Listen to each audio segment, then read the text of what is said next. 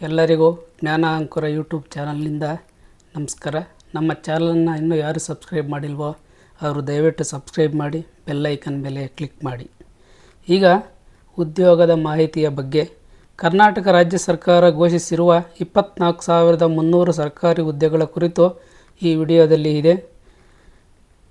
ಮುಖ್ಯಾಂಶಗಳು: ರಾಜ್ಯದ ವಿವಿಧ ಇಲಾಖೆಗಳಲ್ಲಿ ದೀರ್ಘಕಾಲದಿಂದ ಖಾಲಿ ಇದ್ದ ಹುದ್ದೆಗಳನ್ನು ಭರ್ತಿ ಮಾಡಲು ಸರ್ಕಾರ ತೀರ್ಮಾನಿಸಿದೆ. ಒಟ್ಟು 53,000ಕ್ಕೂ ಹೆಚ್ಚು ಹುದ್ದೆಗಳ ನೇಮಕಾತಿಗೆ ಸಚಿವ ಸಂಪುಟ ಅನುಮೋದನೆ ನೀಡಿದ್ದು, ಅದರ ಮೊದಲ ಹಂತವಾಗಿ 24,300 ಹುದ್ದೆಗಳನ್ನು ಈಗ ಭರ್ತಿ ಮಾಡಲಾಗುತ್ತಿದೆ. ಅಂದರೆ ಯಾರಿಗೆ ಲಾಭ ಅಂದರೆ ಯಾರ್ಯಾರು ಎಕ್ಸಾಮನ್ನು ಬರೀಬೋದು, ಈ ಹುದ್ದೆಗಳಿಗೆ ಯಾರ್ಯಾರು ಅರ್ಹರಾಗಿರುತ್ತಾರೆ. ಒಟ್ಟು 24,300 ಹುದ್ದೆಗಳಲ್ಲಿ ಅತಿ ಹೆಚ್ಚು ಅಂದರೆ 23,119 ಹುದ್ದೆಗಳು ಇವು ಗ್ರೂಪ್ ಸಿ ಹುದ್ದೆಗಳಾಗಿರುತ್ತವೆ. ಯುವಕರಿಗೆ, ಪದವೀಧರರಿಗೆ ಮತ್ತು ನಿರುದ್ಯೋಗಿಗಳಿಗೆ ಇದು ದೊಡ್ಡ ಅವಕಾಶ. ಯಾವ್ಯಾವ ಇಲಾಖೆಯಲ್ಲಿ ಎಷ್ಟು ಹುದ್ದೆಗಳು ಖಾಲಿ ಇವೆ ಅಂದರೆ ಯಾವ್ಯಾವ ಇಲಾಖೆಯಲ್ಲಿ ಎಷ್ಟೆಷ್ಟು ಹುದ್ದೆಗಳು ಖಾಲಿ ಇವೆ.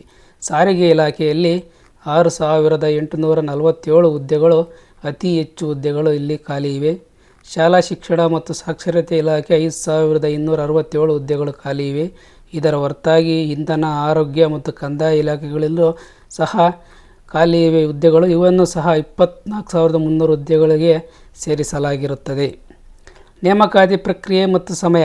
ಮಾರ್ಚ್ 2026 ಎರಡನೇ ವಾರದಿಂದ ಅಧಿಕೃತ ಅಧಿಸೂಚನೆಗಳು ಪ್ರಕಟವಾಗುವ ಸಾಧ್ಯತೆ ಇದೆ. ಹಳೆಯ ಮೀಸಲಾತಿ ಗೊಂದಲಗಳನ್ನು ಬದಿಗಿರಿಸಿ 50% ಮೀಸಲಾತಿ ಮಿತಿಯಲ್ಲೇ ನೇರ ನೇಮಕಾತಿ ನಡೆಸಲು ಸರ್ಕಾರ ತೀರ್ಮಾನಿಸಿದೆ. ಸಲಹೆಗಳು: ಅಧಿಕೃತ ವೆಬ್ಸೈಟ್ಗಳನ್ನು KPSC ಮತ್ತು KEA ಪ್ರತಿದಿನ ಪರಿಶೀಲಿಸಿ ಇದರಲ್ಲೇ ನೋಟಿಫಿಕೇಷನ್ ಅಂದರೆ ಅಧಿಸೂಚನೆಯನ್ನು ಹೊರಡಿಸೋದು.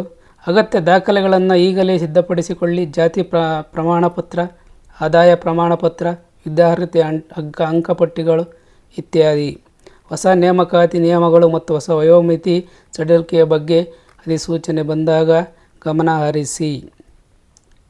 ಈ ವಿಡಿಯೋ ಇಷ್ಟವಾದಲ್ಲಿ ನಿಮಗೆ ನಮ್ಮ ಚಾನಲನ್ನು ಸಬ್ಸ್ಕ್ರೈಬ್ ಮಾಡಿ, ಬೆಲ್ ಐಕನ್ ಮೇಲೆ ಕ್ಲಿಕ್ ಮಾಡಿ, ಹಾಗೆ ಲೈಕ್ ಮಾಡಿ, ನಿಮ್ಮ ಮಿತ್ರರೊಂದಿಗೆ ಶೇರ್ ಮಾಡಿ. ಧನ್ಯವಾದಗಳು.